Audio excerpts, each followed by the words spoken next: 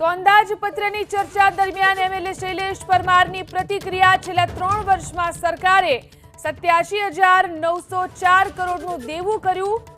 રાજ્યમાં દરેક વ્યક્તિ પર 65,597નું દેવું।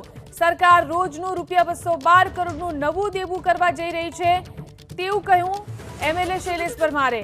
સરકારે વિકાસલક્ષી ખર્ચ ઘટાડ્યો। સરકારે બિન વિકાસલક્ષી ખર્ચમાં વધારો કર્યો। કૃષિ ઉત્પાદનમાં 3% જેટલો ઘટાડો નોંધાયો છે। મહેસૂલી આવકમાં પણ 2% જેટલો ઘટાડો થયો છે।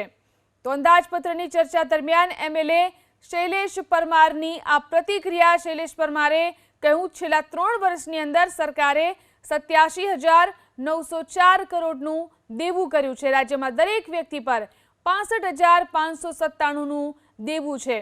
સરકાર રોજનું ₹212 કરોડનું નવું દેવું કરવા જઈ રહી છે તેવું પણ કહ્યું। આ ઉપરાંત સરકારે વિકાસલક્ષી ખર્ચ ઘટાડ્યો છે।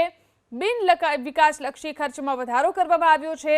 તો કૃષિ ઉત્પાદનમાં 3% જેટલો ઘટાડો નોંધાયો છે, જ્યારે કે મહેસૂલી આવકમાં પણ 2% જેટલો ઘટાડો નોંધાયો છે, જેના કારણે સરકાર દેવાનું ભારણ સતત વધી રહ્યું છે।